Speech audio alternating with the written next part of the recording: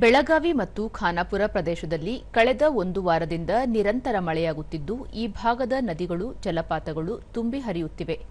ಇದರಿಂದ ಜನಜೀವನ ತೊಂದರೆಯಾಗಿದ್ದು ಅಗತ್ಯ ಮುಂಜಾಗ್ರತಾ ಕ್ರಮ ಕೈಗೊಂಡಿರುವುದಾಗಿ ಜಿಲ್ಲಾಧಿಕಾರಿ ಮೊಹಮ್ಮದ್ ರೋಷನ್ ಹೇಳಿದ್ದಾರೆ.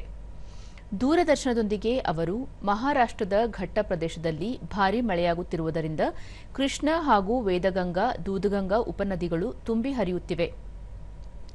ಪರಿಣಾಮ ಚಿಕ್ಕೋಡಿ ತಾಲೂಕಿನಲ್ಲಿರುವ ಕೆಳ ಹಂತದ 7 ಸೇತುವೆಗಳು ಜಲಾವೃತಗೊಂಡಿವೆ. ಬಹುತೇಕ ಮನೆಗಳಿಗೆ ಭಾಗಶಃ ಹಾನಿಯಾಗಿದ್ದು 2 ಮನೆಗಳಿಗೆ ಪೂರ್ಣ ಪ್ರಮಾಣದ ಹಾನಿಯಾಗಿದ್ದು ನೊಂದವರಿಗೆ ಪರಿಹಾರ ಸೇರಿ ಇದಕ್ಕೆ ಅಗತ್ಯ ಕ್ರಮ ಕೈಗೊಳ್ಳಲಾಗಿದೆ ಎಂದರು. ಘಟಪ್ರಭಾ ಹಾಗೂ ಉಪನದಿಗಳಾದ ಹಿರಣ್ಯಕೇಶಿ ಮತ್ತು ಮಾರ್ಕಂಡೇಯ ನದಿಗಳಲ್ಲಿ ನೀರಿನ ಪ್ರಮಾಣ ಹೆಚ್ಚಾಗಿದ್ದು ಹಿಡಕಲ್ ಜಲಾಶಯದಲ್ಲಿ ನೀರಿನ ಸಂಗ್ರಹ ಹೆಚ್ಚಿದೆ. ಇದರಿಂದ ಕೆಲವೆಡೆ ಸಂಚಾರ ಅಡಚಣೆಯಾಗಿದೆ. ಜಿಲ್ಲೆಯ ಬಹುತೇಕ ತಾಲೂಕುಗಳಲ್ಲಿ 200 ರಿಂದ 400 ಮಿಲಿಮೀಟರ್ ಮಳೆಯಾಗಿದ್ದು ರೈತರಿಗೆ ಅನುಕೂಲವಾಗಿದೆ. ಆದರೆ ಕುಡಿಯುವ ನೀರಿನ ಸಮಸ್ಯೆ ಎದುರಾಗಿಲ್ಲ.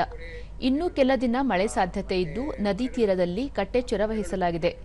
ಸುರಕ್ಷತೆ ದೃಷ್ಟಿಯಿಂದ ಜಲಪಾತಗಳ ವೀಕ್ಷಣೆ ನಿಷೇಧಿಸಲಾಗಿದ್ದು ಪ್ರವಾಸೋದ್ಯಮ ಇಲಾಖೆ, ವಿಪತ್ತು ನಿರ್ವಹಣಾ ಪ್ರಾಧಿಕಾರದ ಜತೆ ಚರ್ಚಿಸಿ ಪ್ರವಾಸಿಗಳಿಗೆ ಅಗತ್ಯ ಭದ್ರತೆ ಒದಗಿಸಲು ಚರ್ಚಿಸಿ ತಿಂಗಳೊಳಗೆ ಸೂಕ್ತ ಕ್ರಮ ಕೈಗೊಳ್ಳುವುದಾಗಿ ಹೇಳಿದರು. ಕೃಷ್ಣಾ ನದಿನಲ್ಲಿ ಸರಿಸುಮಾರು 1 ಲಕ್ಷ ಕ್ಯೂಸೆಕ್ ನೀರು ಹರಿತಾ ಇದೆ.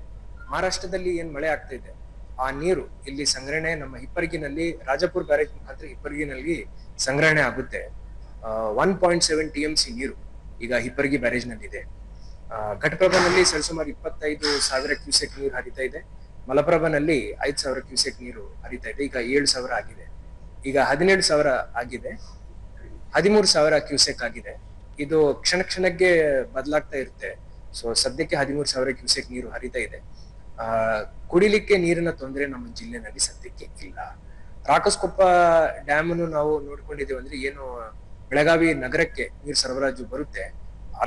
ಅರ್ಧ ನಗರಕ್ಕೆ ನಮ್ಮ ರಾಕಸ್ಕೊಪ್ಪದಿಂದ ಬರುತ್ತೆ, ಇನ್ನೊಂದು ಅರ್ಧಕ್ಕೆ ಹಿಡಕಲಿಂದ ಬರುತ್ತೆ.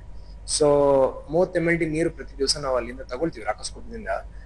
ಅಲ್ಲಿ ಸದ್ಯಕ್ಕೆ 0.5 TMC ಪೈಕಿ 0.05 TMC ನೀರು ಈಗ ಅಲ್ಲಿದೆ. ಆಗಸ್ಟ್ ಮಿಡಲ್ ತನಕ ನಮ್ಗೆ ನೀರಿನ ತೊಂದರೆ ಇಲ್ಲ. ಸದ್ಯಕ್ಕೆ ಸಿಚುವೇಶನ್ ಬಹಳ ಒಳ್ಳೆ ರೀತಿಯ ಸಿಚುವೇಶನ್ ಇದೆ, ಮಳೆ ಆಗ್ತದೆ.